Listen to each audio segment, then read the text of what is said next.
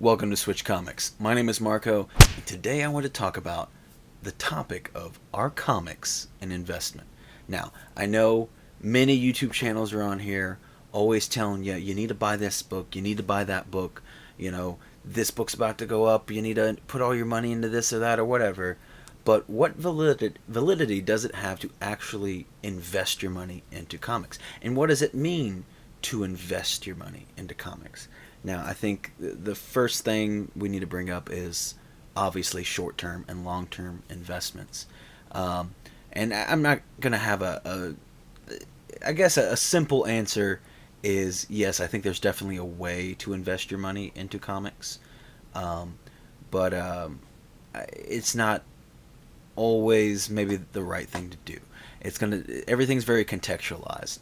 So with short term and long term investments, though, there's a big difference between um, when something is announced. Okay, so like before Moon Knight was announced, okay, and you're able to pick up one of these for real cheap, his first appearance, and then you wait until the show's getting ready to come out and it's spiked up a whole bunch, and you sell it then.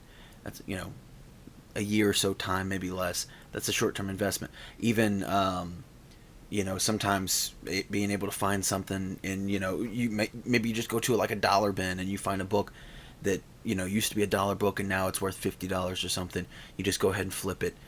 You don't really expect it to get any bigger than that or whatever, but you made that $49. That's a short term investment.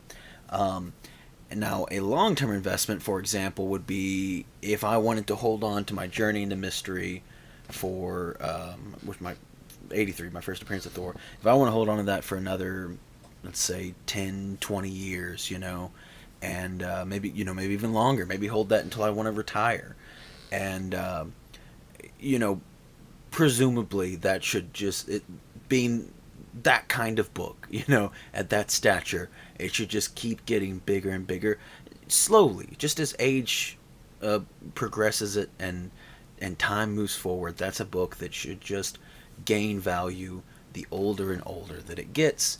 And it is an iconic Marvel character, and it could be something like I said. Maybe when I come of age and want to retire, that could be a good book. Now I wouldn't think necessarily be a book I can retire on, but it would be worth a hefty sum of money at that point, presumably. I cannot guarantee anything. And I think that's when you have to kind of compare things, because like the simple one is always to compare it to like the stock market, and you don't necessarily know if things are going to go up, things are going to go down, things can crash, this, that, or whatever. You never have a definitive answer, but you do kind of have an insight, and you can take a very educated guess into where the best place to put your money is. And for nerds and comic folk like us, comics can be that place. Because, like, for me, for example, I don't know where to put money into stocks. I don't know anything about that. However, I can put money into comics that I know. For example, if I really wanted to just focus on putting my money into comics that I can hold on to and will definitely be big money making comics that if I was trying to build a collection to retire on, then yeah, I'd be buying more books like First Thor and First Iron Man, and these big old keys, and not even necessarily like that. I'd probably like First Miles Morales, and big iconic blue chip keys is kind of the term that they throw around. Some people might argue with you on Miles being a blue chip, but the idea of a blue chip key is that it is a key that will just continue to gain more and more value as time progresses, and it's cemented itself as being a big staple to any comic collector, or not a staple, like it's not in everybody's collection obviously, but like as just being like a legendary grail type book, you know what I mean. That being said, there's lots of money to be made in comics. I feel like there's a big oversaturation of sellers and knowledge. Honestly, I think knowledge is more pertinent than anything, because fairly easy for someone like someone if someone didn't know anything about comics, or let's say they knew very little. Let's say like they kept up with all the Marvel movies and like they're pretty well versed, but they never read any comics. They don't really know anything about all these potential characters could be coming up and this, that, or whatever. But they kind of, they get the idea. You could easily take a person like that, give them like the Key Collector app, for example, and they can start investing in comics and start chasing trends and have a general good idea of what books to buy. And so you get a lot of these people moving in onto this. And that's the thing. Once people realize, with anything in life, once you realize that you can make money doing something, everyone will be doing that. And as long as it is something accessible to people, obviously, not everyone is becoming a doctor, but I can buy this for $20 and sell it for $50. Everyone's on that. Everyone wants a part of that. And so what happens is it becomes a lot harder to do that in an oversaturated market. So I think the validity of short-term sales are getting harder and harder.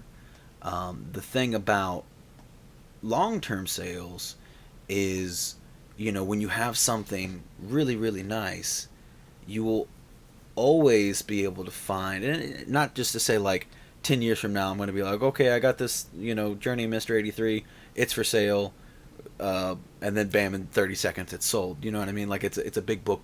Big books are hard to sell in their own right, because you have to find a very specific buyer with that amount of money. But that being said, a book like that will always have interest, and it will have eyeballs and people looking for it. And there's so many books now that are just pick of the week, sometimes pick of the day. We're constantly, and that's the thing. A book will pop off, and everyone wants to find it because it used to be $1 book, now it's a $50 book. Everyone's trying to find it, and then people are finding it. Now everyone's selling it, and now nobody cares. And so another book will pop off, and then everybody rushes to that next trend, and then to the next trend, and then by then nobody cares about the first trend anymore. And so, and not to say nobody cares, a lot of these books will. It's important to also note that just because a book goes from like $1 book to a $50 book and then goes all the way down to a $20 book, that's still a big, if you just had it, if you had the foresight to be like, this book's going to be something, and you picked up a whole bunch of them when they were $1, and then now you have the opportunity to sell them at $20, that's still great, Now granted, if they were $1, shot up to 50, you found some for 25, and now they're at 20, that's where you have a problem. And that's kind of where knowing the balances and scales of the market really come into play. Don't get so fixated on the big numbers that you might see in a fluctuation. For example, one was a big one here recently, that Friendly Spider-Man 6 with El Muerto, with the Sony movie announcement with Bad Bunny. That book, again, went from like $1 book to 100. I think the most I saw was like $130. Was like kind of not just a single sale, but I think I saw a few sales around that range. And then last I checked, I think it's about a $40 book now. It may have even gone down less than that. I'm not sure. Now, granted, if you jumped in at 60, you didn't do good. If you jumped in at $1, $5, $20, you did fine on the book. So I don't know. I think the thing with short-term investing is a lot more about, and it's so hard now. It used to be so much easier, even like a year ago. It was so much easier for like a nerd like me to be like, okay, I know stuff about Marvel and comics, and these are the characters I think might pop off and might do something, and I can start buying those books at reasonable prices. And I feel like it's so much harder than that now, because again, you're getting all these new people trying to, if you can make $1 doing something, people will jump on it. You know what I mean? And so you have all these people trying to make money in this hobby, and you are certainly are starting to compete now. And so not only you were thinking, now granted, like I said, even a year ago, it wasn't just me. There was other nerds like me doing the same thing. But now there's so many more people that are so focused on trying to find the next big thing that inadvertently we're turning things into big things before they should be big things. There's a lot of comics that will blow up in price based on baseless rumors and theories. And like, I have no problem buying a book on a theory. I like buying like those X-Men 90s foil books, like Rogue #1, Storm #1, Gambit #1, those. I think those are cool books to buy if you can get them cheap. And I think they've calmed down on those. Again, everything's always fluctuating because people are chasing one thing from another. But for a minute, I think those were going for like $25. And I'm not a buyer at $25. At $5 to a dollar, or a dollar to $5, whatever, I'm definitely in, because I think that with every investment there is a risk. Even with something like this, it could theoretically crash, and all my money I put in that could be halved or worthless or whatever. Um, but even when you're doing something small, when you're taking those '90s X-Men #1s, like I said, Rogue One, Gambit One, Storm One, all those, whatever. I think those could be books worth something when we eventually get to X-Men in the MCU, and let's just say they do Storm and they do a really good job. Whoever's playing Storm is amazing. She's a super awesome character, very well developed. People really, really like her. Storm #1 could be a $25 book, but we shouldn't start paying $25 before something happens on it, because you're paying the we're starting to pay prices as if these movements have already been made, and we get into this situation where I don't know. Again, maybe that book has a little bit more growth past that potentially, but I don't really see it. And again, I don't know. I can't see the future. I could be wrong, but when we start freaking out and everybody starts buying things, I don't know. You're putting a huge risk. Because for me, if I buy Storm #1 at $5, it's a small risk, because at least I would think. Now, granted, you also have to factor in we might not even get Storm. They might decide to go with other X-Men this time around or something. Who knows? But I don't feel bad about putting $5 into it, even if they don't do Storm, or they do Storm and the book doesn't really go up. I would think, at worst case scenario, I can sell that book for $5. Storm still has a loyal fan base, regardless. Is a very iconic X-Men, and at that point, I don't feel bad about putting $5 into it. Putting $25 feels like a very high risk for me for a book that I don't know. I don't have any idea of the time frame.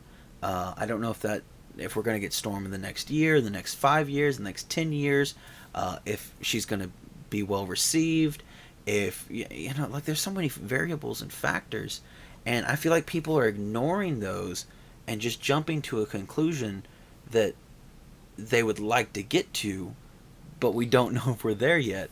And so because of that causes big rebounds, and things will plummet back down. And I see so many people talking about the market is collapsing, and all books are across the board, all comics are going down in price. And it's like, I really don't think so, because I work at a comic shop and I look at comics every single day, and there's so many comics that I'll be like, oh wow, that's gone up.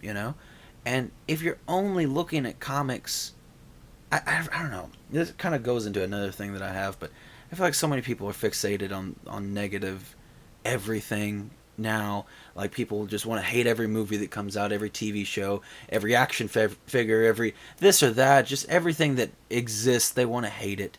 And we're fixating, and the same like with news. Like, nobody wants to watch the news of something good happening. They want to watch the news of buildings burning down and shootings and this and that. Like, that's what draws people's attention. And I feel like it's infected everything now. And even Like when I'm just trying to talk to people about comics at the shop, people are just like, oh, all comics are going down, blah, blah, blah, whatever. And it's just like, it's not. If you're just looking at the comics that are going down and you're not paying attention to the comics that are going up, then yes, all the comics you're looking at are going down. But guess what? Comics are always going up and down. That's just how it is. And again, with the way the market is, you have to understand what has happened to the market and how it's just so many people chasing from one thing to the next because everyone's just trying to make money. And that's the thing. You have so many people that care about it, like, and granted, yes, there's books that I just try to make money on too. But for example, there's a lot of books that I just want to get, and I try to buy them before they go up in value because I want to own them, and I'd much rather pay $100 than $5 for the book that I eventually want to own. You know what I mean? And so when you, sorry, got flustered and have a million thoughts going on. My brain just exploded. But when you have a book that shoots up because everybody hops onto it, and then there's no more money to be made because a book has hit its cap for now. Always keep in mind it's a cap for now. 10 years, 5 years, a year, it could be something else. Who knows? Or one movie announcement later, it could be a different price. But it's hit the cap for now. There's no more money to be made on that book. Then people jump off and bail out and just try to get whatever money they can. Saturated market, everybody's just selling for whatever price they can, and the market's flooded with low prices on that book. And so when you're bouncing around like that, it's just kind of the way it is, and I don't see it ever changing at this point because there's so many people in this. And it used to be, just, and I don't really care that there's people in here trying to make money. I don't. But we're not taking in the information the same. People collect the comic market now. I'm getting agitated. I'm sorry, but the comic market now isn't the same as it was 5 years ago. It used to be more focused on just collectors, and so you knew what a collector was willing to pay for a certain book, and now, and things had still. Things have always gone up and down, but it seemed much more steady. And now you have just so much influx and volume that you're seeing all these rapid movements. And it's weird because you see it everywhere, but people aren't contextualizing what it actually means. And it's just trend hoppers. And that doesn't mean that the market's crashing. It just means that all these books that were trending, now there's a new set of books that are trending. People are chasing those instead, trying to make money on those. So, I think I think I've beat in that point hard enough. I just had a bit of a rant, I guess, on this one. I had the idea, I was like, I'm gonna be a bit structured, and then I got flustered because again, I have these kind of conversations pretty frequently with customers that come in and talk to me, and sometimes it can be a bit frustrating. I don't know, with people that are so certain about things, and I really try to implore people to really evaluate the situations that are happening and learn why things are happening. Just because prices are going down on things, like, why are those prices going down? Like, can figure out what's actually happening with each situation, and you'll really start to learn more about the market. And there's a lot of other people that aren't in it for the money and this, that, or whatever, but it's still very important to know, if you are a collector, knowing when to buy comics is super important. You don't want to, again, I want that book and it's $100 now, and if I wait, maybe it'll be $500 later, or maybe it's $500 now, but if I wait, it'll be $100 later. Knowing those moments are super important. And again, and you can't know with 100% certainty, but if you watch the patterns, you can much more easily predict these types of things. And so that was a big rant on short-term investment. I do want to wrap it up a little bit with some more long-term investment. I do think putting your money into bigger books long term that will hold steady values. Like for example, like my first Thor, first Ghost Rider, um, even certain things. Like I think it's good to have first She Hulk and first Miles, first Spider Gwen, um, first Riri. I think like Riri and America Chavez and stuff. Those are going to be big characters for many years moving forward. I think those are good books to have and build into your collection. Um, just making sure that you buy them at the right time and don't overpay on certain things is really important, um, to get a profit at some point, whether you want to hold on to it for a year, 5 years, 10 years, 20 years, whatever it may be. Um, that being said, again, I don't know anything about the stocks. I couldn't put money into stocks and get any money out of it unless I just got stupid lucky. But I do know about comics, and so using my knowledge, and that's why it's all about knowledge. Like it really is. And I'm not sitting here trying to be like I'm the smartest man in the room, but just really try to apply, because the knowledge is there, like the information is there, and you have to take that and observe it. I'm sorry, and figure out what that means, because it's confusing because it changes frequently. But if this is something you're interested in putting your money into comics, which I think is great for nerds like us, because if you put in your money into stocks, you check an app, and you're like, okay, whatever, it went up, it went down, this, that, or whatever. But for me, I put money into these comics. I get to look at this awesome comic wall every day. I get to talk to people about the stories of all these characters and how I got certain comics, and all these fun times, and or just sometimes just beautiful covers and artists that I really admire, and there's lots of things to talk about and enjoy and bring happiness into my life, while also um, putting, hopefully gaining monetary value as time progresses. So I do think long-term investing is definitely a possibility, if that's something you choose to do. I think above all, when you're collecting comics, just buy things that you enjoy.